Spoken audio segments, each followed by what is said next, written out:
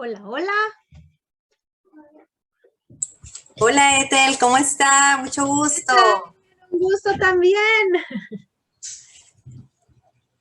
Aquí estoy, mucho gusto. Eso, mucho gusto. Qué alegría tenerla, conocerla en vivo y en directo. Igualmente, ahorita quito un poquito de música que tenía para relajarme. Y eso, qué alegre, qué súper. Excelente. ¿Y cómo han estado? Habían hablado acerca de que parece que iban a volver a cerrar otra vez el acceso a los chicos. Pues fíjese que en eso estábamos, pero nos mencionan que educación no entra en ello, sino que Ah, qué solo bueno. es, ajá, eventos masivos, ¿verdad? Más que todo Ajá. como de fiestas y esas cosas. Entonces, Las fiestas no. patronales, entonces. Cabal, más o menos por ahí va, así que por ahí estamos listos. Bueno, Listos. gracias por aceptar, ¿verdad? Estar con nosotros. Yo creo que le podemos dar unos 5 minutos a los demás participantes que van a estar con nosotros. Perfecto, Eliana, perfecto. Y cuénteme cómo usted llegó con Charlotte Mason. Pues fíjese que creo que como todo, ¿verdad? Buscando una alternativa para empezar el homeschool con los chicos. Yo soy mamá de 3 chicos. Tengo Ok, una niña de 10 años, tengo una niña de 7 y tengo un varoncito de 5. ok. Con, con esta de las pandemias me jalé los pelos, literalmente. O sea que usted no hacía homeschool antes. No, yo siempre quise hacer homeschool, pero mi esposo era renuente, pues obviamente porque no conocíamos cómo era la dinámica. Pensaba, bueno, él creo que como muchos de nosotros pensábamos que solo era una modalidad para misioneros y tal vez por lo mismo él no le veía como mucha función, ¿verdad? Entonces, pero con esto de la pandemia, literalmente me jalé los pelos, por no decir que se me cayó todo el pelo. Entonces, casualmente estaban dando un curso para mamás que querían ser homeschoolers.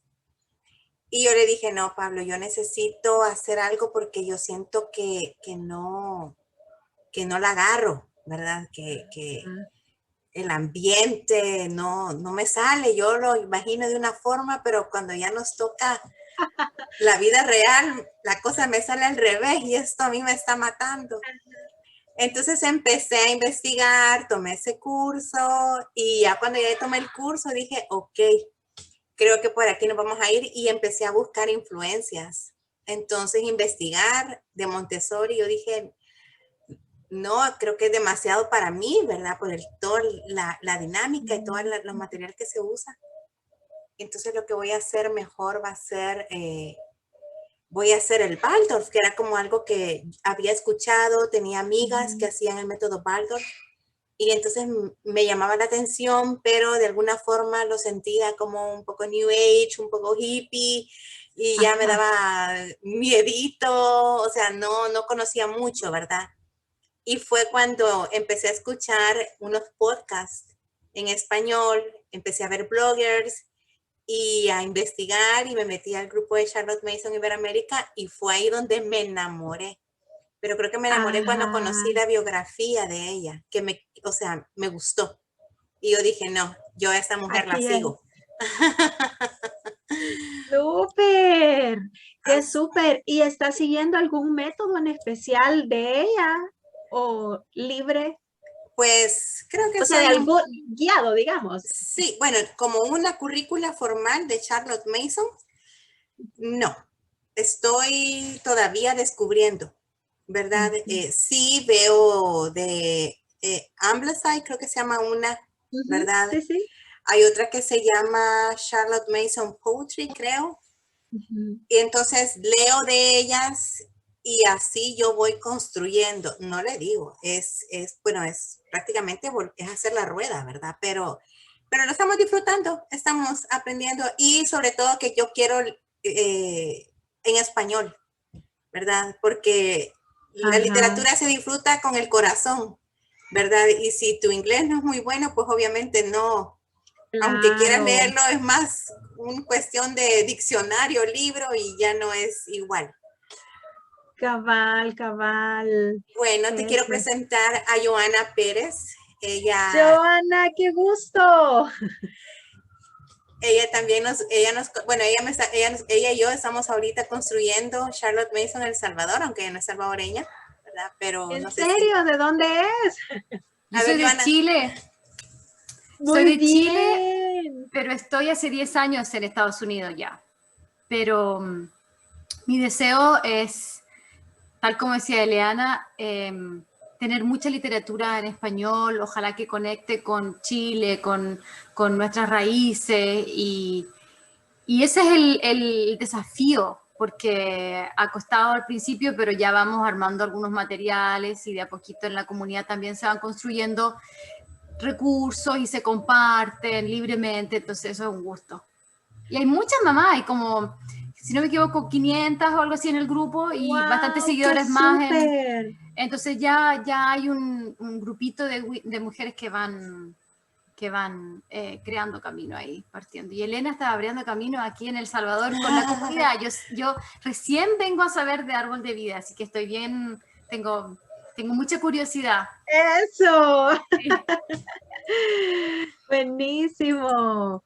Qué alegría poderlas conocer porque realmente ese es el mayor reto que uno tiene, siento yo, aquí en Latinoamericana, Latinoamérica, Ajá. es precisamente bibliografía en español. Sí. Qué difícil encontrar una buena bibliografía en español. Eso es un Sí. reto increíble. Sí, y es un gusto poder contar con una comunidad que se compare. Uno, por ejemplo, encuentra una obra, la compara, la muestra en el grupo, la comparte, pregunta qué les parece, recomiendan, no recomiendan. Entonces, entre todos vamos ahí intercambiando conocimiento y sabiduría masoniana. Ok, no, pues buenísimo, qué alegre. Qué alegre, pues un gusto también Igualmente. ahí en lo que podamos nosotros también apoyar, contribuir, pues estamos a la orden. Gracias. Muchas gracias. Bueno, creo que ya podemos dar inicio por honor al tiempo y al señor Zoom. Buenísimo. Ok, buenas tardes. Para las que no me habían escuchado, mi nombre es Eleana de Durán y soy parte del equipo Charlotte Mason El Salvador. Es para mí un gusto poder contar con su presencia y aprender más sobre la pedagogía de Charlotte Mason. Como dato interesante, la señora Mason fue maestra de profesión y su pedagogía se desarrolló justo allí, en su salón de clases, a prueba y error, conociendo al niño y redimiéndolo como persona, digna de respeto y con capacidades que iban más allá de su posición económica. Con el tiempo y con fuerte convicción dio grandes aportes a la Unión Nacional de Educación de Inglaterra y preparó a padres de familia para que desarrollaran educación en el hogar. Fue contemporánea de María Montessori, ambas grandes mujeres que creían en la importancia de cambiar paradigmas en la educación de los niños. Charlotte Mason sobresalió por su discurso al enfatizar que la educación era más que un método. La educación es ambiente, es disciplina y es vida. Y cualquier niño tiene el derecho de aprender y gozar de buena educación. Es decir, no se trata de estatus social, sino de calidad de conocimientos. Su pedagogía se difundió por toda Inglaterra, cayendo su semilla a Europa y poco a poco influyó en Norteamérica. Y ahora en Latinoamérica empezamos a gozar en nuestro idioma pinceladas de la riqueza del aporte de la señora Mason. En esta oportunidad quiero presentarles a Ethel Turcios, madre educadora, homeschooler y ahora fundadora del colegio, de la escuela o colegio de educación Árbol de Vida. Ha aprobado la pedagogía y quiere compartir con otros su riqueza de aplicarla, pero ojo, ya no en su casa, sino en el salón de clases. Ethel, mucho gusto. Un gusto, Eliana, muchísimas gracias por esta oportunidad, por esta invitación, es increíble y pues aquí estoy hablando de las que más me apasiona, la educación. Gracias. ¿Y por qué no nos cuentas un poco sobre tu proceso de madre educadora a directora de un colegio? Ok, bueno, todo inició hace 6 años. Yo tengo 2 chicos, un chico ya de 14 años y el otro de 12 años, pero en ese entonces uno estaba en primer grado y el otro estaba en kinder 5, estaban escolarizados. Con mi esposo siempre nos inquietó un poco la educación, siempre estuvimos estudiando y todo, y a pesar de que nuestros hijos estaban becados en una súper buena escuela y todo, había algo que no hacía clic, porque era solo un énfasis émico meramente y nosotros decíamos, tiene que haber algo más en la educación, ¿verdad?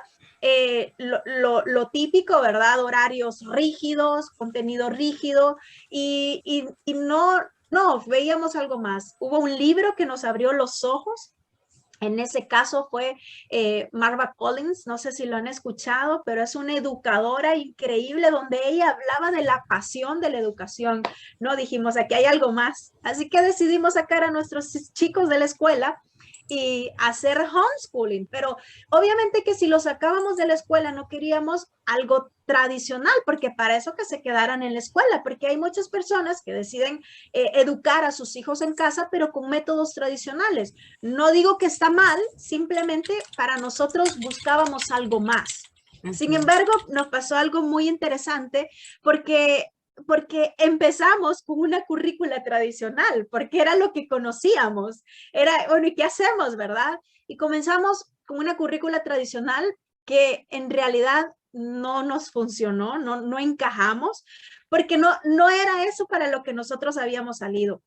Así que fue como buscando, y llegué a Charlotte Mason, el método de Charlotte Mason, y en lo personal me encantó. Un poco lo combiné siempre con el unschooling, ¿verdad? Pero con un método no tan libre. Y realmente esos años, yo les puedo decir, o sea, no son fáciles, es trabajo, es esfuerzo, pero son los mejores años de mi vida que he pasado con mis chicos. Y fue tanto que venían familias a nuestra casa y nos decían, Ethel, te doy a mis hijos. Y es como, no, esto es cada quien con sus hijos, ¿verdad? Entonces venían los hijos, yo medio les explicaba y es como vayan a hacerlo.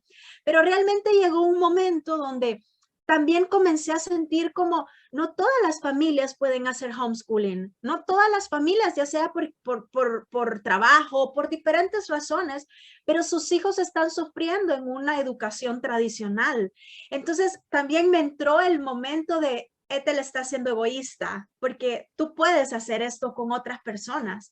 Entonces fue ahí donde, bueno, mi esposo siempre me decía, dele, ¿verdad? Siempre estaba ahí porque no abre ya y es como, no, tranquilo, yo aquí con mis hijos estoy perfecto. De hecho, cuando, bueno, decidimos con mi esposo, hoy sí, démosle, nuestros hijos nos decían, no, ¿y por qué vamos a hacer eso? Quedémonos aquí, ¿verdad? Ahora ellos son los que más disfrutan. Pero ese fue, digamos, el proceso para comenzar una escuela, que otros también pudieran disfrutar de lo que Charlotte Mason decía, la educación es ambiente, no tiene por qué ser algo riguroso, algo obligado o algo fuera de contexto, no, es algo libre, que los chicos puedan llegar a un lugar donde realmente digan, quiero estar aquí, quiero disfrutar, que los espacios, los ambientes me inviten a poder estar, ¿verdad? Obviamente la educación es disciplina, es ahí donde también uno debe de establecer ciertas normas, pero nosotros hacemos este énfasis y los maestros que tenemos, algunos que son maestros de profesión, creo que son a los que más les ha costado el poder, porque aquí no tenemos reglas como si no te portas bien te saco, ¿verdad? O si no te portas bien te pongo 0, o sea, no, porque no nos basamos en notas. Entonces, nosotros, ¿qué es lo que hacemos para poder hacer disciplina? Bondad y rigurosidad, o sea, van de la mano, o sea, hay reglas, hay disciplina, obviamente con bondad, y para mí creo que lo más importante y algo que también me encanta de Charlotte Mason es eso, la educación es vida. Realmente dicen, los sabios de Israel dicen lo siguiente, si tú en este día no has aprendido nada, es como que si no hubieras vivido. Entonces, la educación es eso, la educación es vida, porque me da libertad, me da alegría, me da felicidad, y en busca de eso es lo que nosotros vamos, ¿verdad? Qué bonito, Ethel. Se me erizan los brazos, literalmente, cuando te escucho hablar. Y justamente eso es lo que quiero preguntar. ¿Cómo has trabajado el cambio de paradigma en los maestros? ¿Cuál es el perfil del maestro en Árbol de Vida? cómo lo vas preparando hacia una educación donde él se vuelve el acompañante del alumno y ya no el expositor como tradicionalmente uno lo conoce? Exacto, yo creo que nos ha costado más, fíjense, trabajar con los maestros y con algunos padres que con los chicos. Los chicos llegan felices y todo, pero con los maestros hemos realizado una capacitación en la cual nosotros hemos tratado de infundirles, de pasarles nuestra filosofía, porque es una filosofía, no solo es aquí está esto y ya, no, los maestros lo tienen que vivir.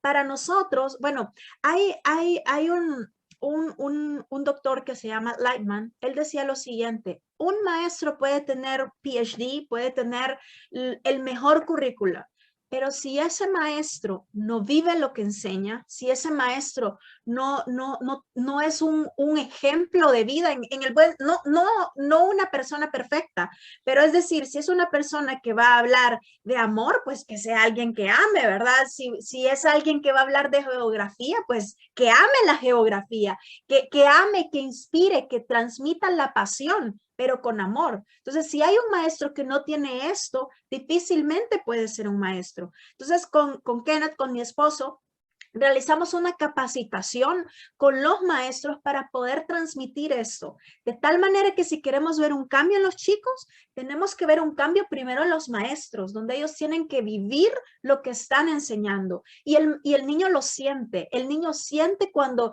alguien que le enseña lo está haciendo con amor o simplemente está ahí porque está pagado. Entonces, ¿cuál es el perfil de árbol de vida de los maestros? Fíjense que fue bien interesante. Todos nuestros maestros, a excepción de 2, creo yo, que se añadieron por diferentes razones, los escogieron nuestros hijos. Entonces, entonces para nosotros, el equipo que tenemos de maestros en Árbol de Vida no solo son maestros que traen un currículo, sino que para nosotros son los mejores maestros en el área en que están, porque son apasionados, porque les encanta el área en que están. Entonces eso es lo que transmiten al chico, transmiten su pasión desde la mate, transmiten su pasión desde la ciencia, desde otras áreas. Entonces nuestro perfil es ese, no tanto que sean escalafonados o graduados en la materia, sino que sean maestros por vocación, ¿verdad? Es ahí donde tú hablas, ¿verdad? De que rompemos ese paradigma y qué interesante eso, que entre más adultos somos más reacios al cambio, ¿verdad? Mientras que los chicos están como más abiertos, más dispuestos a ver qué me traen ahora, ¿verdad? De hecho, solo perdón, ¿sabe rapidito? ¿Sabe que nos preguntaban mucho los maestros? Y era, pero ¿y cómo lo vamos a medir? Pero ¿y qué le vamos a poner? Pero ¿y qué no? Y es como, no, relájense, aquí está el contenido, pero el contenido no es superior a nuestros chicos. Dejemos que nuestros chicos nos guíen para que asimilen el contenido. Entonces me imagino que el proceso de desescolarización va más inclinado hacia el adulto que hacia el estudiante. Pero me imagino y de igual forma que estos chicos que ahorita son alumnos de Árbol de Vida también han pasado ese proceso de desescolarización, ¿verdad? ¿Cómo ha sido ese proceso? ¿En qué sentido ustedes han podido hacer esa transición de que al chico le cae en cuenta que él es constructor de su conocimiento? Es bien interesante porque en primer lugar, como les digo, esto va enfocado a los papás. Es primero a los papás donde miren, o sea, nuestra manera de educar es completamente diferente. Lo hacemos con libros vivos, lo hacemos tratando de llegar al aprendizaje más que simplemente llegar contenidos. Y lo que nosotros tratamos de hacer es que ellos, los chicos, lleguen y en realidad los chicos no nos preguntan tanto, fíjense, los chicos no preguntan tanto, aunque los niños les inquieta, bueno, y aquí no va a haber examen, o aquí no hay notas, ¿y cómo nos van a evaluar entonces? Los chicos sí nos preguntaban eso al inicio, pero ha sido bien bonito porque escuchar de los padres, miren, mi hijo ahora se levanta tempranito porque quiere estar y nos dice, hey, ya es la hora, vámonos. Entonces, para los chicos creo que el proceso de desescolarización casi que fue automático porque ellos completamente se adaptaron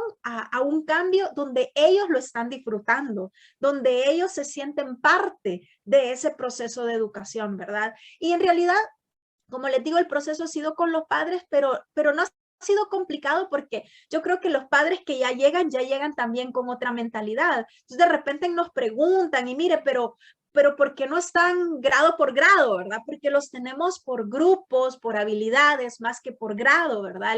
El grado, les decimos, el niño sabe en qué grado está, pero no es lo que va a determinar su aprendizaje, sino que están por grupos. Entonces es bien bonito ver a los niños lo que sí les costó, sobre todo a los más grandecitos, es yo porque tengo que estar con los chiquitos, porque eso se da mucho en los colegios grandes donde el grande, ¿verdad? El de sexto se siente superior al de primero, pero en forma de te molesto, ¿no? Aquí es, tú sos mayor, tú sos su ejemplo, tú tenés que ayudarle. Entonces al inicio sí eso era como incómodo para los grandes, los chiquitos se sienten realizados estando con los grandes y los ven como ejemplo. Entonces creo que el lograr esa sinergia, esa parte, y más que venimos de una pandemia, donde todas las emociones se han visto alteradas, los niños no pueden manifestar, no pueden decir, miren, yo estoy ansioso o tengo miedo por lo que he vivido, sino que lo demuestran muchas veces con un mal comportamiento, con grito, qué sé yo,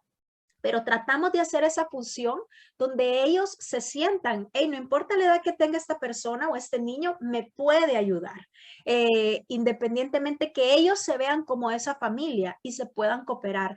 Esa parte creo que es la más difícil que como escuela estamos trabajando, porque es algo que no se acostumbra, ¿verdad? Esa construcción del carácter, del ser, ¿verdad? Exacto. Uh-huh. Y justamente me gusta esto porque en el tema de la sinergia, ¿verdad? Digamos en mi caso que tengo niños de diferentes edades, como ya les había comentado, tengo una niña de 10 años, uno de 7, 5, a veces se nos unen las primitas también que tienen otras edades y creo que para las niñas que están escolarizadas, ¿verdad? Para las primas, fue un poco complejo entender que la dinámica del homeschool en nuestro caso cabía para todos y que era un mismo tema, pero cada quien lo iba desarrollando al final de acuerdo a su capacidad. Por ejemplo, estamos viendo ahorita la literatura, estamos viendo poesía, los poemas de Claudia Larch, ¿verdad? Que se llama Escuela de Pájaros. Y estábamos hablando acerca de la biografía, de cómo llegó Claudia Larch a escribir este libro. Y entonces veo, bueno, digo, bueno, ahora vamos a hacer el libro de Centurias, vamos a escribir el año donde Claudia Larch escribió este libro y luego de esto vamos a dibujar. Entonces viene la niña grande de 10 años y ella dibuja a Claudia Larch escribiendo y unas nubecitas dibujando. Mientras que la nena de 7 años, Andrea, ella me dibujó el bosque, me dibujó su casa, me dibujó el ángel, porque ella habla mucho del ángel de la guarda, ¿verdad? Porque Claudia Larch fue católica en su infancia. Entonces ella dibuja el ángel de Claudia Larch, dibuja el árbol donde ella se inspiraba. Bueno, ella voló literalmente. Y la grande fue más simple en cierto sentido, pero captó a la escritora escribiendo. Entonces es bonito lo que tú dices, esa sinergia donde de repente ya no ves al niño por edad, sino que lo respetas como persona. Pero en ese sentido, Ethel, ¿cómo has trabajado con los padres? Porque Charlotte Mason no solo fue materias, Charlotte Mason hablaba del ambiente y un ambiente tiene que estar lleno de ciertos hábitos, ¿verdad? Tenemos que ir cumpliendo hábitos. En una casa es más fácil identificar ese hábito que tú tienes que reforzar. Tú sabes que es un hábito que no está en casa, ¿verdad? Que no es solo el problema del niño ser desobediente. Si el niño es desobediente es porque a lo mejor ha visto a sus papás que no son obedientes. Y en el caso de la mamá, tal vez no es sumisa con su papá y su papá no se somete a su mamá, ¿verdad? Entonces, en ese sentido, es más fácil poder identificar que falta un hábito. Pero en un colegio, en una escuela, hablamos de 10 niños, de 15 niños tal vez en un grupo, y cada uno es un mundo, es una cultura.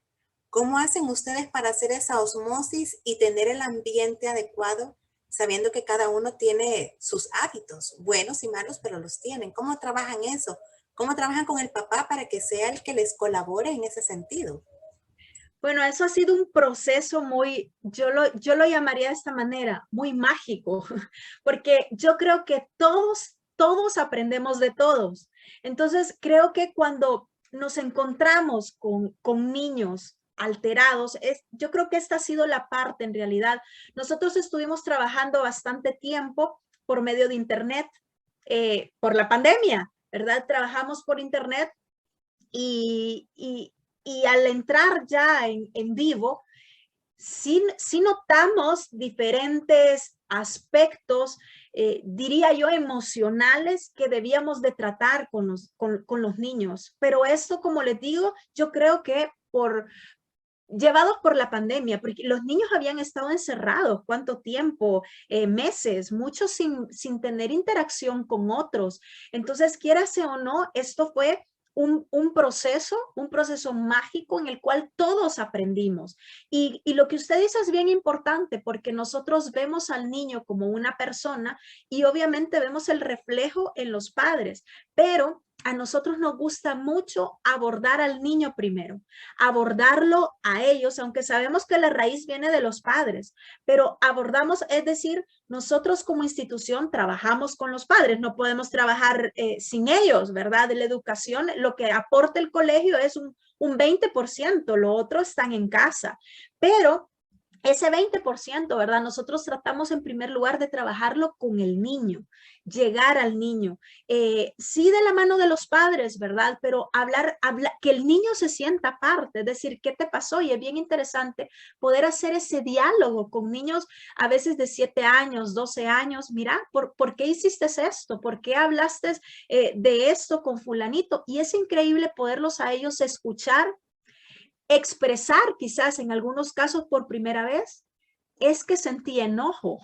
O sea, ellos reconociendo sus emociones. Y nosotros, ¿cómo lo hacemos, Eliana? Lo hacemos, empezamos el día con un diario de gratitud, porque creemos que esto es la base de todo. Entonces, en el diario de gratitud, los chicos van aprendiendo en ese tiempito, aprenden destrezas que nosotros le llamamos las destrezas que te van a servir para la vida, ¿verdad? En este caso está la concentración, la empatía, la asertividad, la disciplina, la condición física incluso, ¿verdad? Porque nosotros creemos que a un niño no se le puede educar solo en una área o en una dimensión. Necesitamos abarcar el área física, el área social, el área emocional, el área intelectual, el área espiritual sin meternos a religión, ¿verdad? Pero al hacer las otras 4, es como que automáticamente se realiza el espiritual. Entonces, cuando los niños aprenden a identificar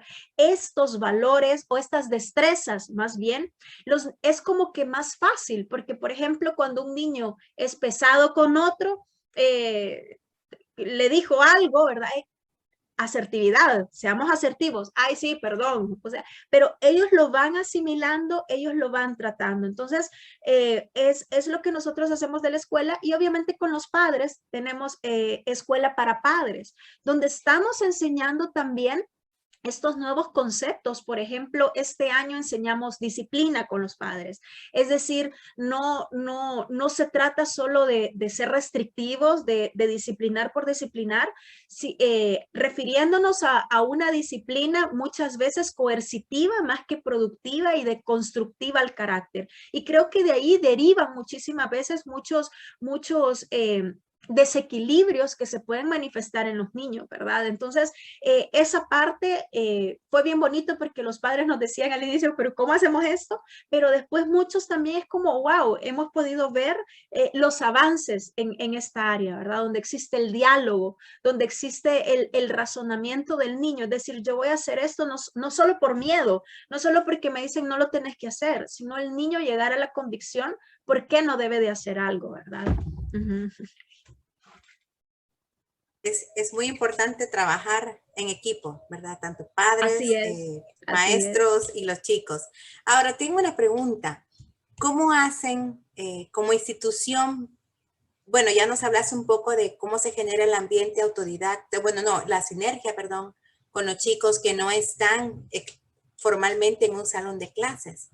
Pero ¿cómo va ese proceso? ¿Cómo los niños saben por dónde van más o menos? ¿O cómo los papás? Porque creo que a los niños no les interesa saber por dónde van.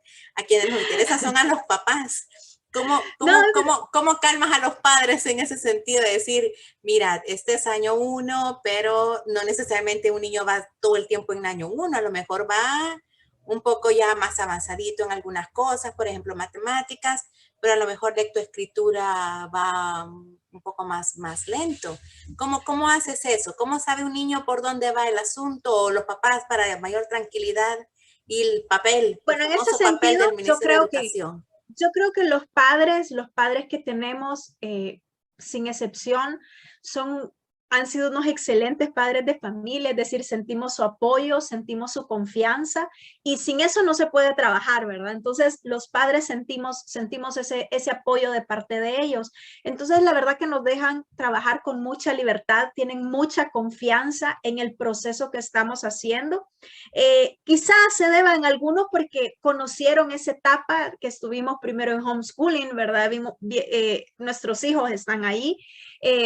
Y eso por un lado, pero no, cuando nosotros hablamos de educación alternativa, Eliana, es bien importante poder entender que hay personas, bueno, tenemos el área, necesitamos el área restrictiva y necesitamos el área creativa, por así decirlo.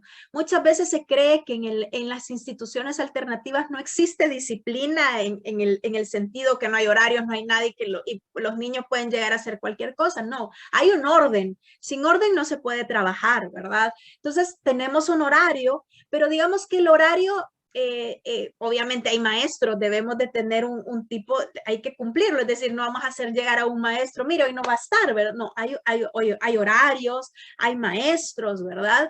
Y precisamente tenemos maestros que entienden esto. Entonces, por ejemplo, ¿en qué manera es libre? Por ejemplo, puede ser, estábamos en un proyecto, no lo terminamos, puede ser que se pueda ajustar y llevar a cabo en la otra hora con el otro maestro. Son cosas que se van dando. En ese sentido hay mucha flexibilidad. Cuando hablamos de, puede ser que un niño esté en 4º grado, 5º grado, pero por ejemplo, su matemática es de un niño de primero, en ese sentido está con el grupo que va a desarrollar esas habilidades matemáticas que le van a ayudar para sentar bases, no solo pasar por pasar, sino poder estar en el grupo que le va a ayudar a desarrollar esas habilidades. Igual, por ejemplo, matemática y lectura son muy importantes para nosotros. ¿Por qué? Porque la lectura, al final y al cabo, es lo que le va a ayudar en toda la vida de aprendizaje, es la lectura, y de esa manera uno puede ser autodidacta. Si no hay una buena lectura, si no hay una buena comprensión, es difícil hacer esto. Entonces, nosotros, si no hay una buena lectura, está en el grupo donde necesita ejercitar una buena lectura. Entonces, ellos saben, por ejemplo, como, ¿qué hacemos nosotros? En toda la escuela llevamos el mismo contenido, digamos. Este año, por ejemplo, estuvimos viendo desde el momento de la creación, ¿verdad? Pasamos por la edad de los metales, el paleolítico, el neolítico, todos estos, hasta llegar al imperio egipcio. Eso vimos en este año. Eso lo vio desde primer grado hasta primer año de bachillerato. Entonces, que como usted dice, la diferencia es cómo presentan sus trabajos y cómo ellos van a realizar sus actividades, va a depender de las habilidades que tengan, no solo por grado, sino que cada niño asimiló. Ahí es como hacemos esa diferencia. Entonces, ellos saben, ellos van conociendo ese proceso y no, hoy que terminamos este primer año, los papás están contentísimos con el progreso que han visto sus chicos, porque no tenemos exámenes, pero ¿cómo los evaluamos? Evaluamos cada progreso que el chico ha tenido en cada una de las materias, ¿verdad? Uh-huh. Y es bonito verlo en esta burbujita, que tiene ese ambiente, ¿verdad? Pero ¿y el Ministerio de Educación? ¿Qué le presentas al Ministerio de Educación? Con el Ministerio de Educación no estamos peleados. pero no trabajamos bajo ellos. Ellos conocen de nosotros. Nosotros estuvimos hablando en el Ministerio de Educación, estuvimos en pláticas con ellos. Ellos conocieron nuestro proyecto, pero por el tipo de educación y de contenido que nosotros queremos transmitir, no estamos bajo ello, sino que trabajamos independientemente. Entonces, ¿qué hacemos? Nosotros certificamos de una manera internacional. Esa es la manera como nosotros hacemos las certificaciones, no con el Ministerio de Educación. Ahora, los documentos que nosotros presentamos son legales, notariados, vienen con todos sus sellos, ¿verdad? Del estado donde pertenecen y todo. Viene con la postilla de la Haya también estos documentos cuando se quiere hacer una convalidación con el ministerio. Es ahí donde sí se pueden presentar y se convalidan sin ningún problema. Sí, porque justamente Charlotte, bueno, en algunos de los currículums que ofrecen, ¿verdad? O que Charlotte Mason menciona mucho, es acerca de no es una educación tradicional, sino que son materias clásicas. Por ejemplo, el estudio del arte, la apreciación de la música, más que tocar un instrumento es apreciar la música, la literatura, una buena literatura, la historia, la naturaleza, Dios mismo, ¿verdad? Como autor y creador de la creación. Y el Ministerio de Educación pues nos piden sociales, lenguaje y matemáticas, ¿verdad? Entonces en ese sentido venía la pregunta de cómo mezclas toda esta ensalada, todo este banquete de conocimientos, ¿verdad? Sin sentir que estás afectando el régimen o por lo menos el parámetro que te está pidiendo el Ministerio de Educación. Y justamente en esto, Ethel, los libros vivos. Yo me quiebro la cabeza con los libros vivos. ¿Cómo van ustedes con ese descubrimiento? Bueno, es interesante y precisamente lo que usted mencionaba, ¿verdad? Con el ministerio, precisamente por eso tenemos esa libertad de poder meter todo este contenido. Por ejemplo, nosotros tenemos historia, tenemos geografía. Si lo tenemos que apilar en una libreta de notas, digamos, sería estudios sociales. Pero estamos viendo historia, estamos viendo geografía, música. Los chicos, por ejemplo, en música están desde aprendiendo a tocar solfa, a leer solfa, perdón, a interpretar un instrumento, pero con la cultura, es decir, cómo inició toda la música. Inició percusión, ¿verdad? Llegamos al Imperio Egipcio, ellos aprendieron a ver instrumentos que se vieron ahí en el Imperio Egipcio, no solo con contenido, sino que incluso hicieron los instrumentos que se daban, ¿verdad? ¿Por qué? Porque aprendemos haciendo también. Entonces, tenemos todas estas materias que le pueden dar al niño o al estudiante este abanico, ¿verdad? Para ellos poder disfrutar del aprendizaje. Me preguntaba sobre los libros vivos y nos encantan los libros vivos, ¿verdad? No tenemos libros de texto y lo que hacemos es que lastimosamente en español, también nos quebramos la cabeza, ¿verdad? De hecho, sacamos una nueva edición de la historia del mundo para los niños de Hillray y tratamos de modificarla también un poco porque en español es bien complicada, es linda, pero es complicada y tratamos de darle algo más.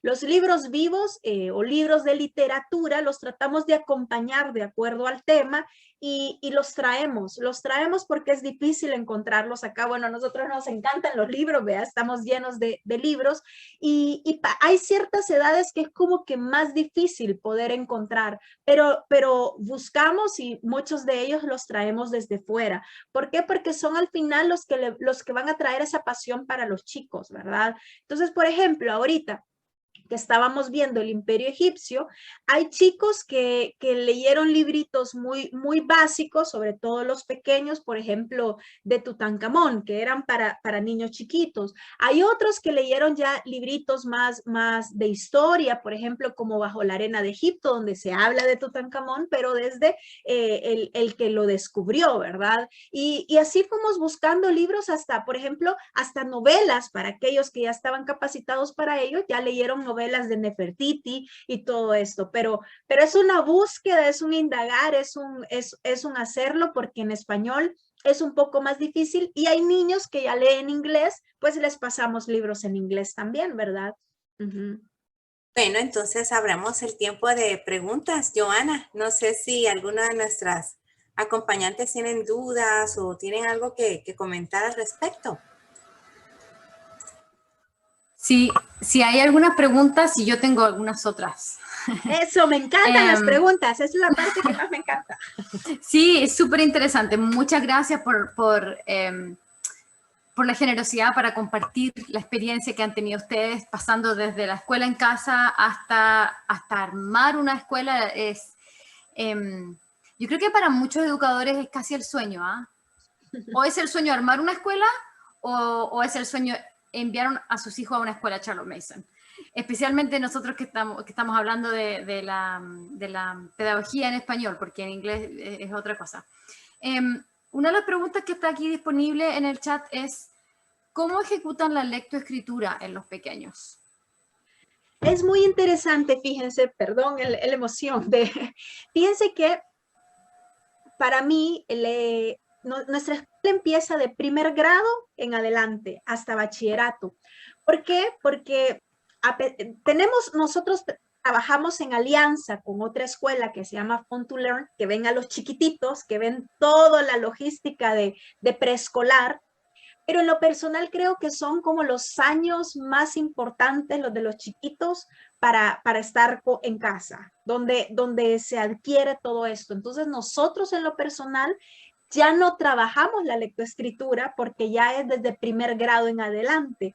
Es decir, nosotros ya pedimos que los niños sepan leer y escribir, obviamente a la edad de ellos, pero les menciono cómo se trabajaría o cómo se trabaja el área de lectoescritura, porque, bueno, uno de mis chicos aprendió a leer conmigo. Y más que de un método rígido, más que un método de enseñar en primer lugar las letras y esto, se aborda de una manera muy natural y casi que los niños de repente, ¡ay! Ya lee, ¿verdad? Y es uno más por medio de fonemas que por el sonido que solo por el nombre de la letra, es introducirlos a los fonemas, ¿verdad? Cómo suena, más que cómo se llama la letra, y leerles a los niños historias que a ellos les van a llamar la atención, porque llega un momento, seguí, ¿verdad? O yo quiero ver. Y no solo libros, hay libros, por ejemplo, el silabario es así, donde aparece el mono, ¿verdad? Dice, mono, o sea, el niño ve el mono y dice mono, y uno dice, ya lee. No, está viendo el dibujo y está viendo el animalito. Entonces, más que un silabario, que puede ser útil para alguien, yo les recomiendo libros pequeños de cuentos, de historias, que a los niños les motive, que el papá en un momento les está leyendo, pero les comienza a llamar tanto la atención que ellos quieren meterse en la historia y quieren seguir, y luego ellos solos van, ¿verdad? Y se entusiasman por la lectura. Esa es una manera como lo hicimos nosotros en casa. Parecido al inglés, entonces. Exacto, exacto. Sí, con el sonido primero. Sí, tal como lo sugiere Charlotte Mason también. La otra pregunta que está de la misma persona. Pregunta si hacen exámenes de admisión a la escuela. No hacemos exámenes de admisión. El único requisito que nosotros pedimos es este. Si es desde primer grado, que sepan leer o escribir. Pero lo que sí hacemos es, nosotros pedimos una evaluación psicológica. ¿Por qué hacemos esto? Porque a veces cuando las personas escuchan solo una escuela alternativa, piensan que es una escuela donde puede llegar cualquier niño con cualquier problema de aprendizaje, lo cual nosotros no somos especializados en eso, ¿verdad? Entonces, pedimos una evaluación psicológica para ver si nosotros podemos ayudar, ¿verdad? Si tiene algún tipo de problemas y decimos, no, acá no podemos ayudar. Esa es la única evaluación que nosotros pedimos, pero ya cuando el niño ingresa, sí lo evaluamos dentro para nosotros poder ver en qué grupo va a estar. Sí hacemos una evaluación matemática, de lenguaje y de inglés para saber en qué grupo estaría, pero ya dentro de la institución, ¿verdad? Ok, queda mucho más claro entonces. Otra persona, sí, la otra pregunta dice, permiten el acompañamiento psicológico externo con los niños. Creo que se refiere al psicólogo, Ajá. ¿verdad? Fíjense que este tema es bien interesante porque es que nosotros a los papás les decimos, miren, la evaluación psicológica nos sirve simplemente para ver si el niño, si es algún déficit, por ejemplo, como Asperger, autista o este tipo de cosas que no somos especializados en eso.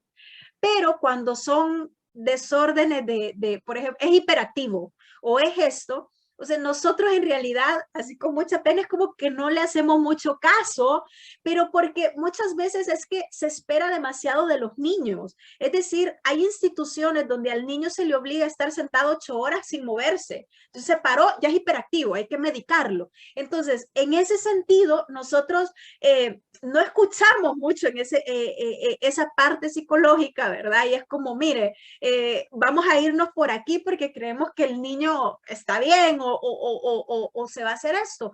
Pero de repente que hay también un acompañamiento, por ejemplo, a veces que hay dificultades de habla o dificultades de lectura.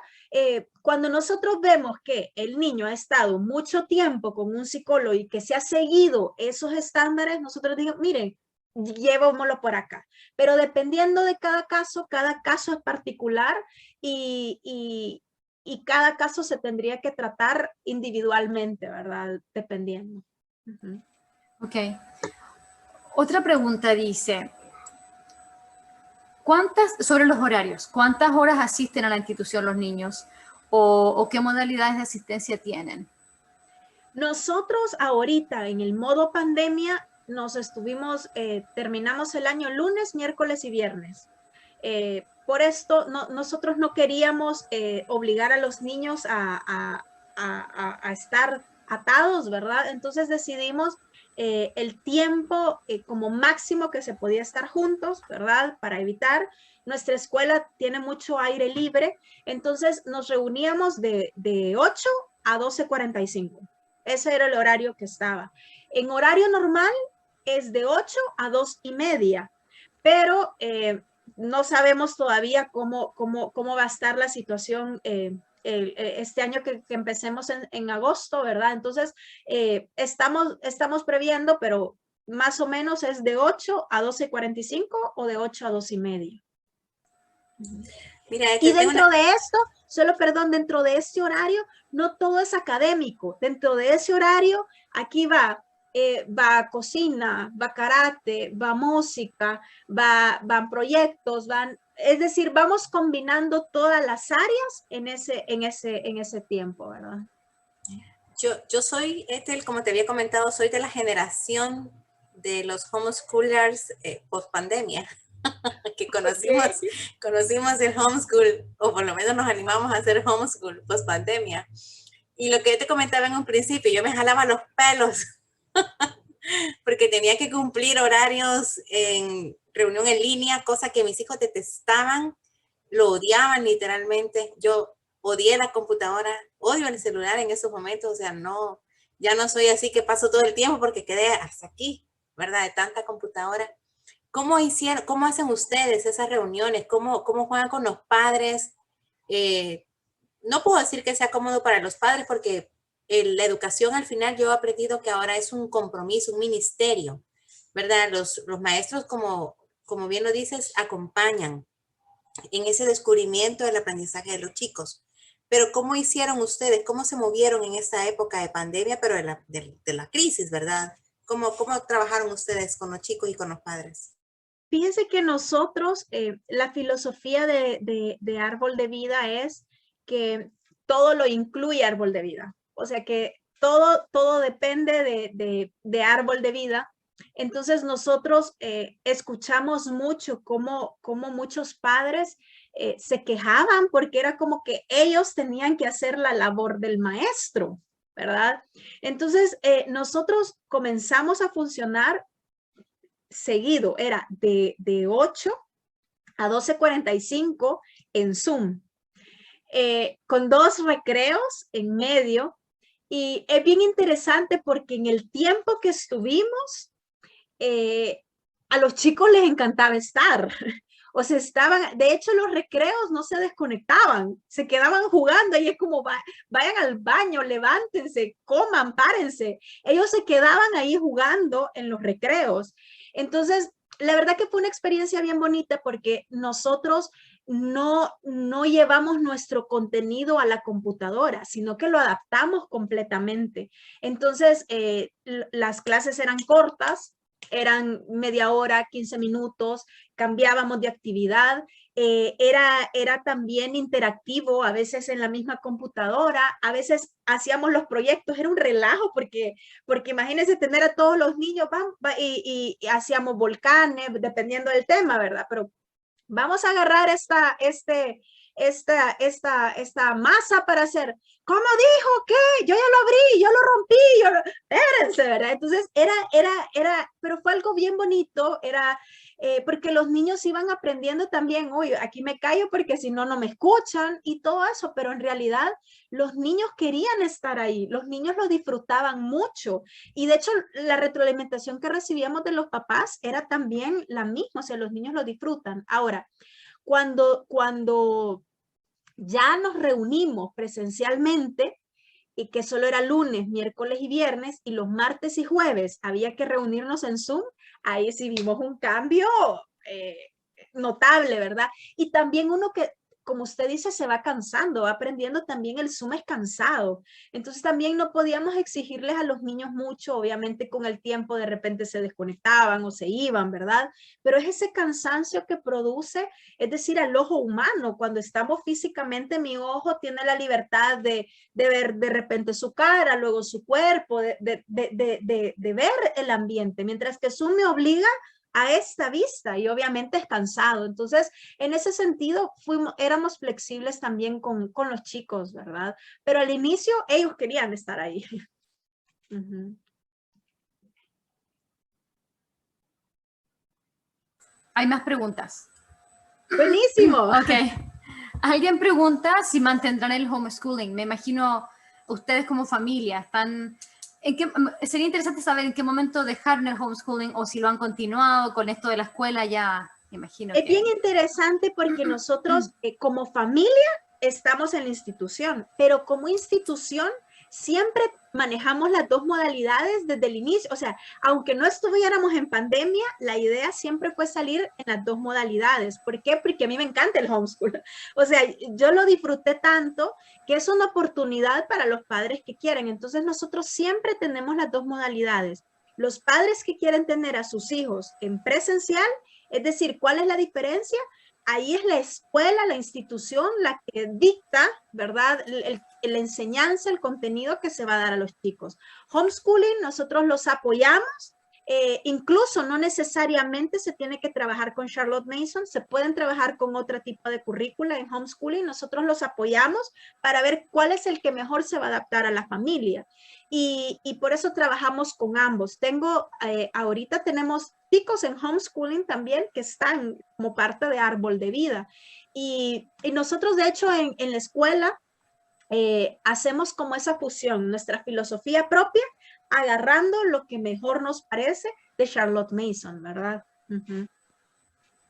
Y en el caso de ustedes como familia, caso personal de ustedes, ¿cómo fue la transición desde el homeschooling hacia la escuela? Porque me imagino que los niños de ustedes están participando en la escuela. Así es. Así okay. es, les llamamos los estudiantes insignia. De hecho fue bonito porque también mi cuñada tenía sus dos hijas, ¿verdad? En homeschool. Ella los tenía con otro método, pero decimos esto, fueron los primeros estudiantes, ¿verdad? Mis dos sobrinas y nuestros dos chicos.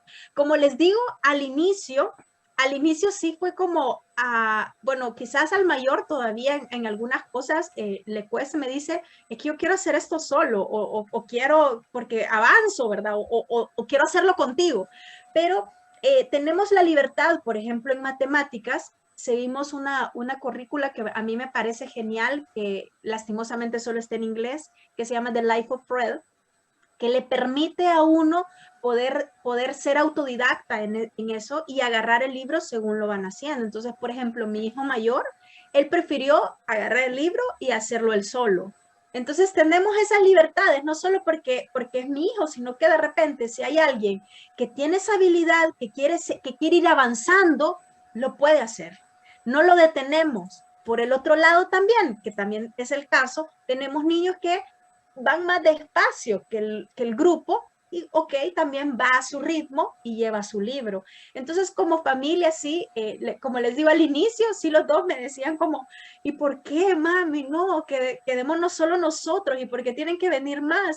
Pero después, al estar con los niños, no, como les digo, ellos la gozan más. Es como, ¿y cuándo vamos a ir, verdad? Queremos ir y queremos estar con ellos. Entonces, creo que es un proceso bonito, es un proceso en el cual los chicos también se adaptan y van viendo, que creo que es parte de lo que el homeschooling da, ¿verdad? El abrir la mente y ser capaz de asimilar los cambios y ser flexibles a ellos y seguir aprendiendo.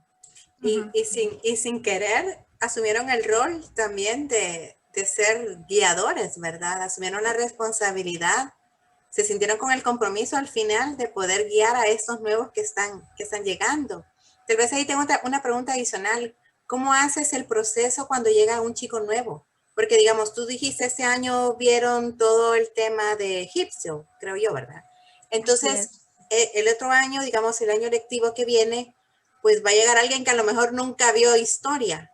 ¿Cómo va a ser esa transición? ¿Cómo juegas con esos nuevos alumnos? De hecho, el otro año va el Imperio griego y el Imperio romano. Esa es la currícula, ¿verdad? Y vamos en ese proceso. Entonces, nosotros hemos armado nuestra currícula para 4 años.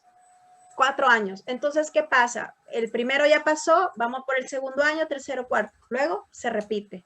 Entonces, es la manera como lo hacemos. Entonces, por ejemplo, este año que viene el Imperio griego, romano, el otro año viene el Imperio, todo lo que tiene que ver con historia antigua, ya moderna, luego ya la contemporánea, y luego nos quedamos con historia del Salvador. Entonces, los chicos, ¿qué hacemos? Le dan la vuelta, obviamente a su nivel. Esa es la manera como está estructurado la currícula, ¿verdad? Es decir, que los niños van a ir viendo estos temas dependiendo. ¿Y qué pasó si entró en quinto, si entró en sexto? Lo va a ver una vez, pero va a ver la vuelta. Entonces, esa es la manera como está estructurado, ¿verdad? Excelente. Entonces ustedes no empiezan con la historia local, empiezan con la historia del mundo general, ¿sí? Sí. ¿Nos podrías contar un poquito cuál es ese? Porque siempre me imaginé empezar con lo local. ¿Cómo lo hacen ustedes? ¿Cuál es la perspectiva? Y ese fue un dilema bien bonito, pero es que es bien difícil en nuestro país, El Salvador, una literatura linda de historia. Me encanta la historia. De hecho, mi padre es historiador y él ha escrito ciertos libros que ya son parte de la currícula, pero ya para niños más grandes. Yo lo estoy animando para que, a ver si se anima una para pequeños. Y nosotros, ¿qué es lo que vamos haciendo, Joana? Como la historia de nuestro Centroamérica, de América, va ligada con la historia europea. Es difícil a veces entender solo nuestra historia. Entonces, por eso es que la hemos tirado hasta el final. Pero, ¿qué hacemos? Por ejemplo, en lenguaje, tenemos a nuestros poetas salvadoreños, como Claudia Lars, como Alfredo Espino. Ahí metemos El Salvador. Ahí vamos metiendo, pero más que todo, un poco de geografía más que de historia para que ellos también lo vayan viendo, pero ahí vamos metiendo esa historia. Pero historia como tal, como El Salvador, yo creo que se entiende mejor cuando uno tiene el contexto, porque de repente es como apareció Colón. ¿Y quién es Colón? ¿Y de dónde vino? Ah, no, mira, vino de España. ¿Y dónde está España? Entonces, creo que se entiende mejor nuestra historia teniendo un contexto, por lo menos general, de lo que sucedió en el mundo, ¿verdad? Entonces, esa es la razón por la cual nosotros incluso iniciamos desde la creación, ¿no? O sea, desde cero, ¿verdad? Donde no había nada, donde no había planeta, donde no había nada. Desde ahí iniciamos porque también nos parece una forma muy increíble de poder acercar al niño al más allá, O sea, alzar los ojos y no quedarse solo en este mundo material, que precisamente hay muchos problemas cuando solo nos quedamos en esta dimensión. Entonces, por eso es que iniciamos de lo más grande y llegamos a lo específico. Sí, y es una justamente buena estrategia. abonando lo que dice Ethel, pues como salvadoreña también, ¿verdad? Lo he tenido que ir descubriendo, escarbando. Una de las cosas que nosotros justamente hicimos fue eso. No hay materias en sí, aunque uno le dice, bueno, ya vimos historia, vimos geografía, pero realmente a veces empezamos con geografía, ¿verdad? Conociendo las costas del Pacífico, pero de las costas del Pacífico nos pasamos a las excursiones españolas para poder conocer el continente y ya no estamos en geografía, ya estamos en historia. Pero de historia nos vamos a qué eran las cruzadas, mami, ¿por qué fueron las cruzadas? Entonces hay que leer los evangelios para saber cómo fue el nacimiento del cristianismo para llegar a la iglesia católica, y de repente se te hace una ensalada y cosas del Pacífico ya no lo vimos, ¿verdad? Pero eso es el aprendizaje natural y bonito que se va dando y se va desatando cuando el niño, por su propio interés, va haciendo esas preguntas que lo van llevando a uno. Entonces, por eso la importancia, fíjense bien, de los maestros, que no tengan solo su conocimiento de matemáticas. Es decir, en matemáticas de repente usted ya se metió a historia porque comenzó a hablar de algún personaje, de Einstein, ya se metió de repente a física. O sea, esa es la importancia de que de un maestro pueda tener por lo menos un contexto general de todo. ¿Por qué? Porque el mundo no está fragmentado y a veces lo fragmentamos nosotros con las materias y el niño se queda, ¿y esto dónde es? Y más que a eso, muchísimas veces en una materia van viendo una cosa, en otra. Entonces el niño no conecta. Entonces la idea es que pueda aprender a relacionar, conectar su realidad y con todo el panorama. Entonces se vuelve el aprendizaje ahí algo vívido, porque no es solo algo teórico, sino que aprende, y ahí es donde aprende también a ocupar el criterio, lo racional, para conectar todos esos acontecimientos, eventos, y analizarlos, ¿verdad? Dice, de hecho, Charlotte Mason en su primer volumen, que todos los educadores debieran tener siquiera un mínimo de conocimiento del sistema educativo, cosa de que puedan decidir, tomar este tipo de decisiones, porque pienso yo es una estrategia que no se me había ocurrido, la verdad, para abordar la historia. Porque me pasó lo mismo con Chile, yo busqué mucha información. Yo quería empezar no con la historia de Chile desde la llegada de los españoles, sino con la historia de Chile desde los indígenas, porque ellos son los que estaban ahí y no hay. Existe muy poco. En inglés existe mucho. Hay unos libros maravillosos de historias de los pueblos indígenas para niños pequeños, pero en Chile nada. Entonces, pienso lo mismo, quizás empezar con lo que existe, que ya, digamos, se puede abordar desde el lente como más amplio y después ir si me parece una buena... Otra pregunta, dice en cuanto al currículo, ¿es un currículo personalizado o es un currículo estándar a partir del cual los niños deciden hasta dónde llevarlo?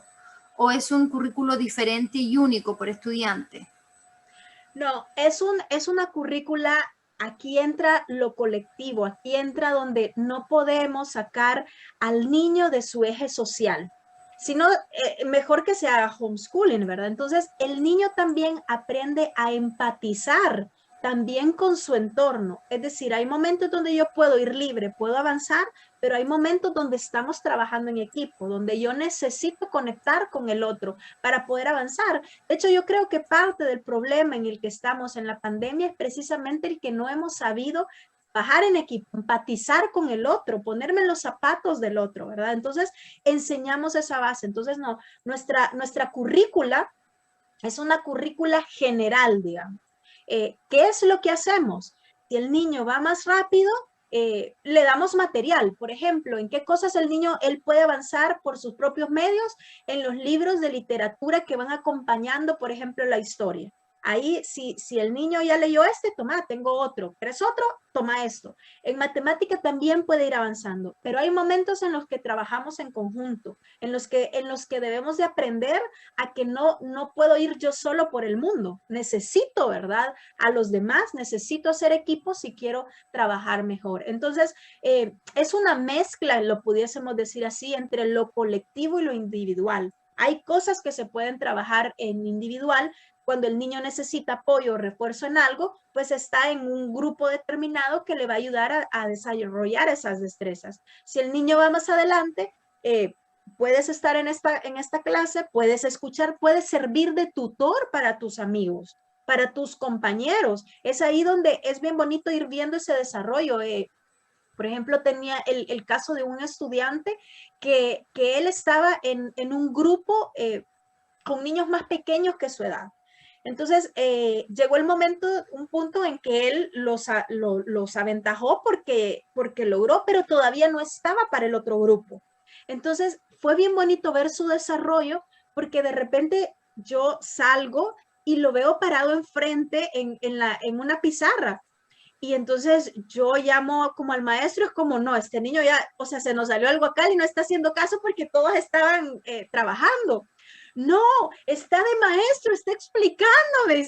Yo me quedé, wow, o sea, porque él quería hacerlo. Entonces, creo que es ahí donde vamos desarrollando esas áreas y no necesariamente de la manera tradicional rígida donde se tiene que hacer eso. Entonces, nuestra currícula es así, es flexible, es libre, pero es general, digamos.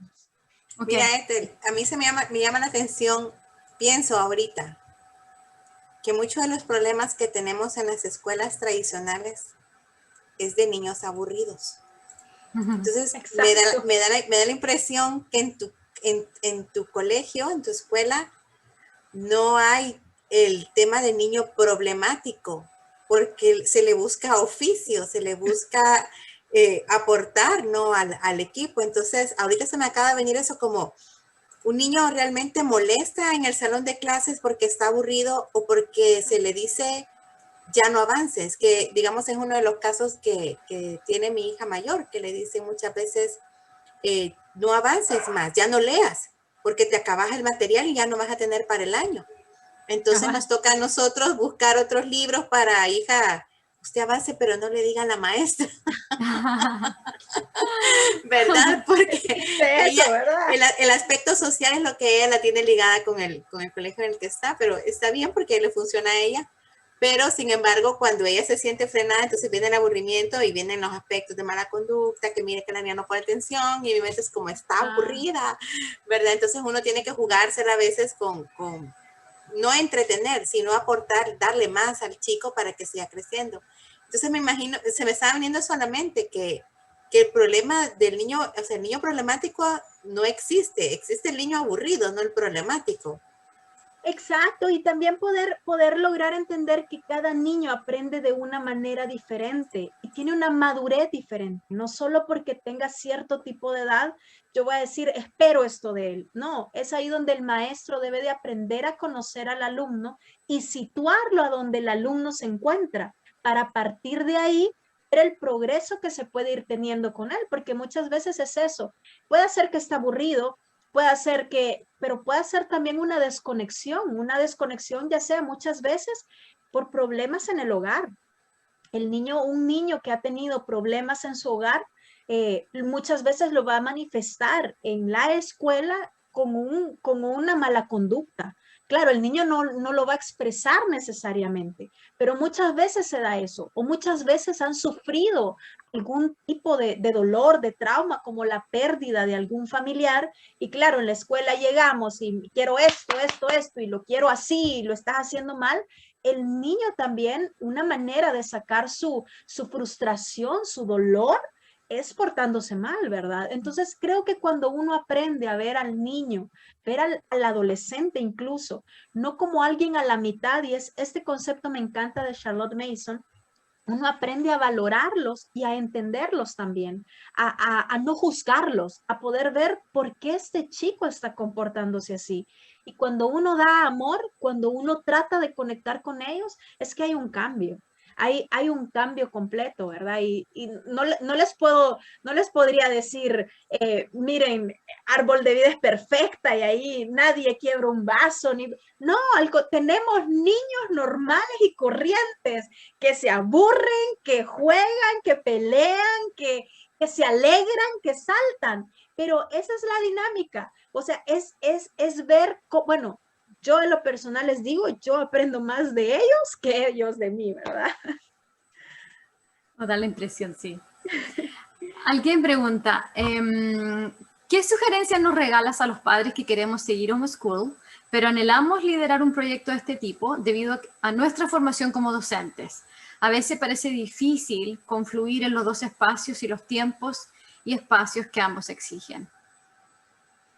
Bueno, en primer lugar, yo los animaría a que pudiesen ver todas las opciones, lo que quieren, por qué lo quieren hacer, porque cuando uno tiene una visión, uno sabe a dónde va y uno sabe dónde quiere, es que las cosas se van dando, las puertas se van abriendo, ¿verdad? Se van dando automáticamente. Entonces, ¿qué les aconsejo? Para mí el homeschool...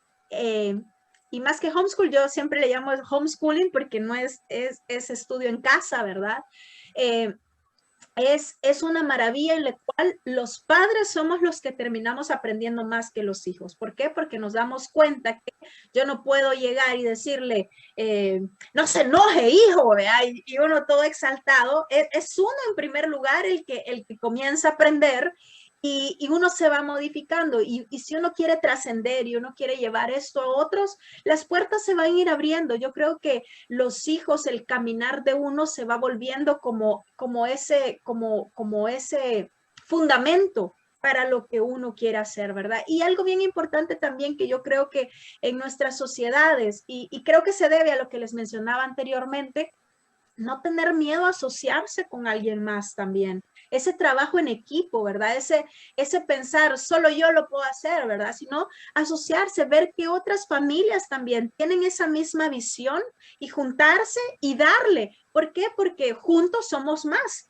Cuando nos unimos, podemos trabajar de una mejor manera, ¿verdad? Por eso me encanta esto que ustedes me estaban contando, esta red latinoamericana, porque es justamente ahí donde uno va formando lazos, se va enriqueciendo y no solo es por mi bienestar, sino es nuestro bienestar, ¿verdad? ¿Qué queremos para nuestra nación? ¿A dónde queremos ir? Y ya no solo pensar en nuestra nación, porque de hecho en Árbol de Vida nosotros queremos que esta filosofía de Árbol de Vida pueda ir más allá de El Salvador, pueda ir a Latinoamérica, ¿verdad? ¿Por qué? Porque se necesita. Nuestros chicos de esta generación están demandando un cambio en la educación, ¿verdad? Sí, muy bien dicho. Una pregunta, un par más. ¿Cómo ejecutan, pienso que algo mencionaste esto al principio, cómo ejecutan la disciplina dentro del aula, pensando que los niños pequeños llevan ya 2 años sin asistencia al colegio? ¿Cómo desarrollan que el niño, principalmente los pequeños, tomen interés y pongan atención en las clases? Me imagino las clases virtuales. Sí, pues fíjense que, como les digo, ha sido bien interesante ese proceso, el de la disciplina. Nosotros la trabajamos mucho hablando con los niños, o sea, mucho el diálogo. Obviamente hay reglas. Por ejemplo, no podemos tolerar irrespeto, no podemos tolerar el golpe, ¿verdad? Pero hablamos mucho con los niños y obviamente está la bondad y está lo rígido. Dicen los sabios de Israel lo siguiente, para las personas derechas, para las personas zurdas sería lo contrario. Dice, ama con tu mano derecha, acerca con tu mano derecha, disciplina o aleja con tu izquierda, es decir, con la más débil, pero van de la mano. Es decir, no puede haber solo un ambiente permisivo porque eso es algo dañino, pero tampoco puede haber solo autoritarismo porque también es dañino. Entonces, es una oscilación, es un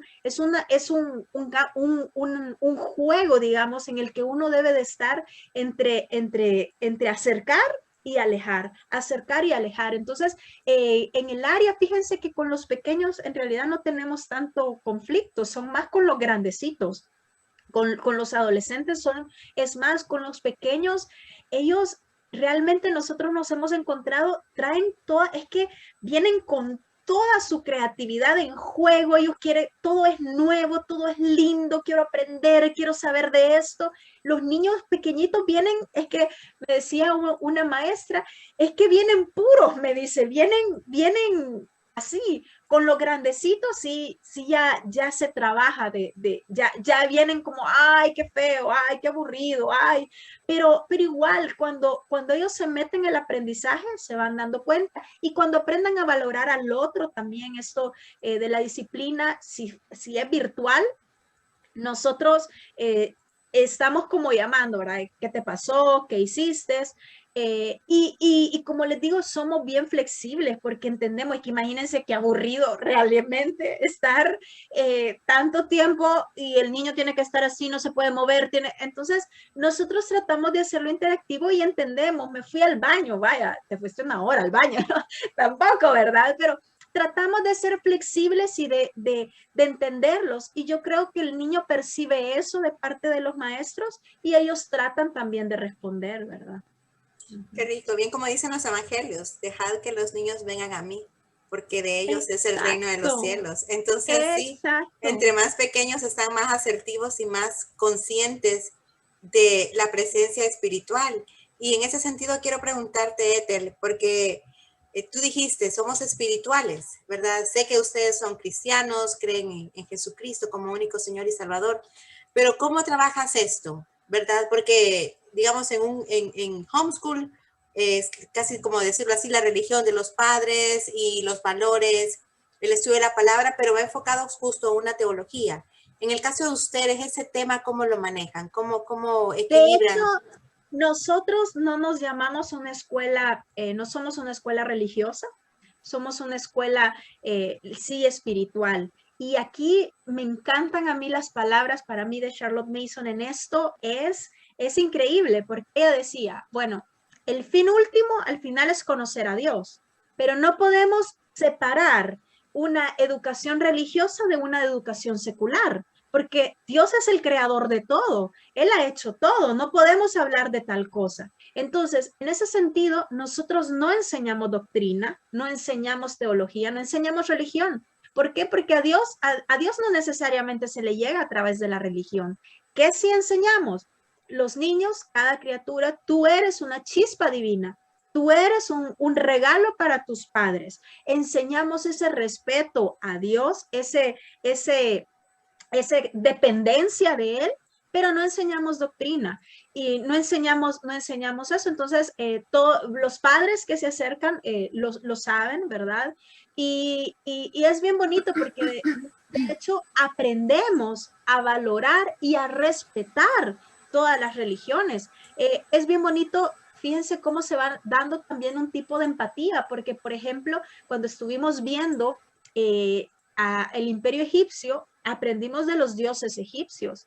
Y bien interesante porque hubo un joven, pero lo dijo con mucho dolor. O sea, fue como, para mí fue increíble porque él dijo, pero ellos creían que esto era verdad. Sí, ellos creían que eso era verdad.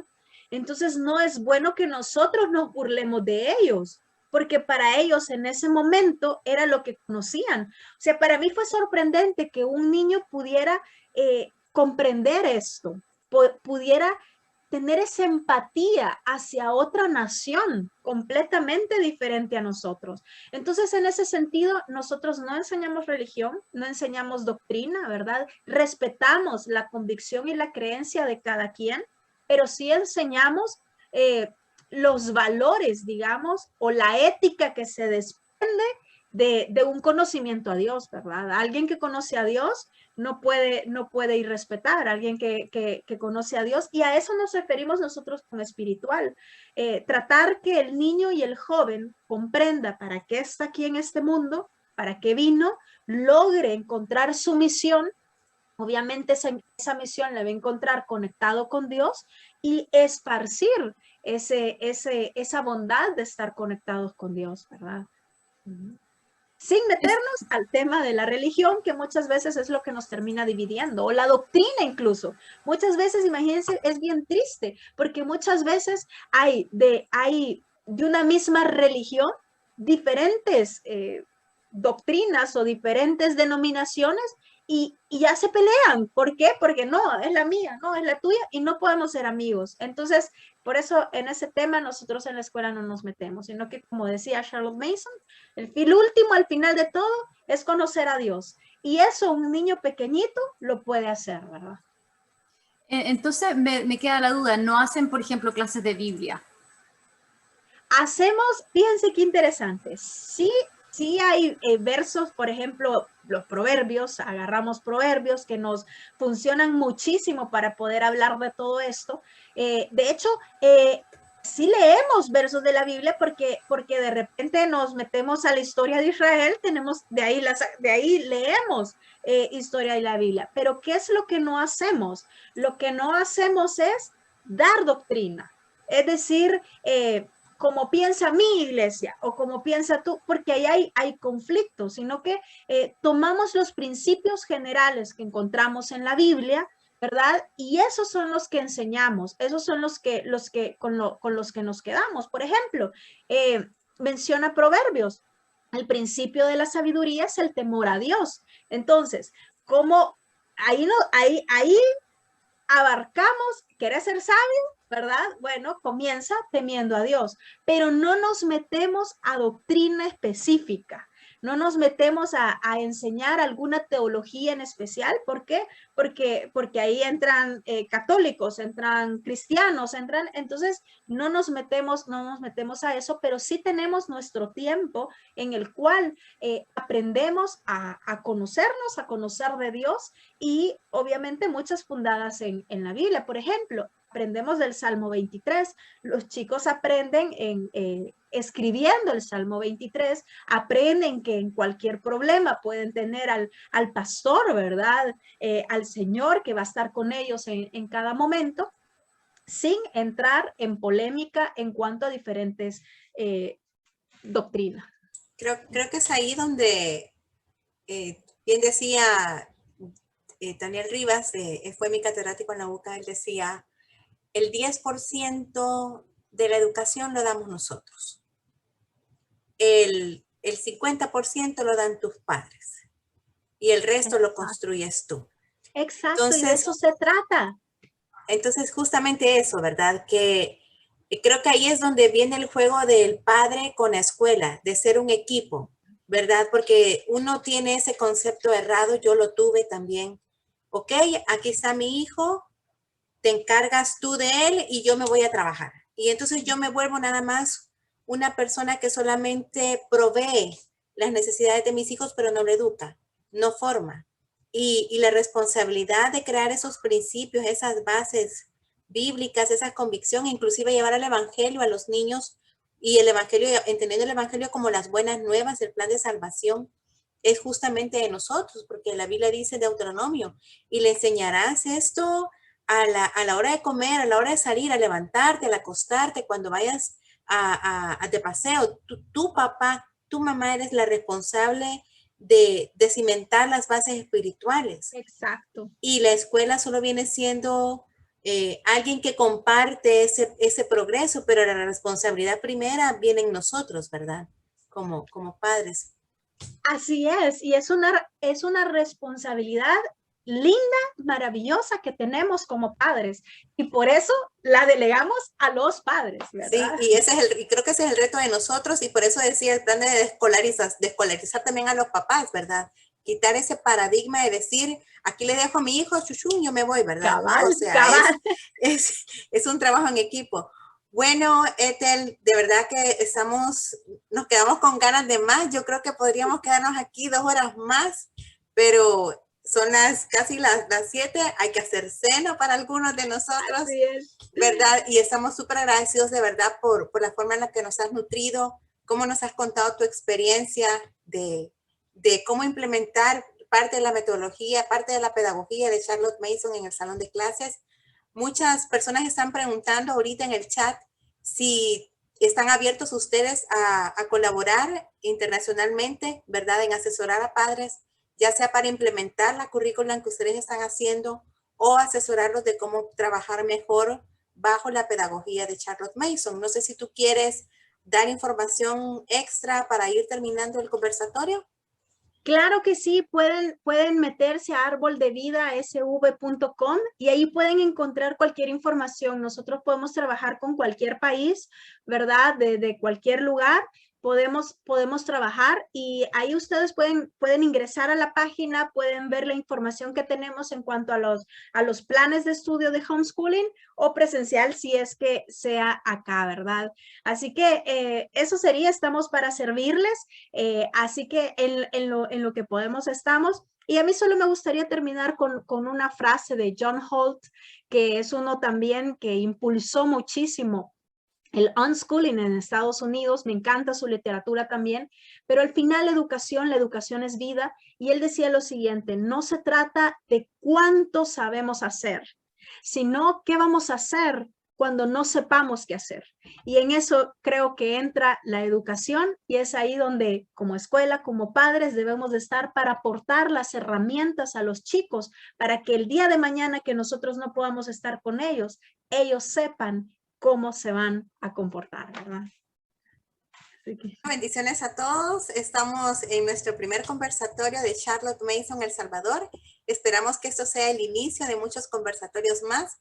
Y como bien dice Ethel Turcios, a nutrirnos todos con todos, ¿verdad? Bendiciones, pasen buenas noches y los esperamos para una próxima. Adiós, ha sido un gusto.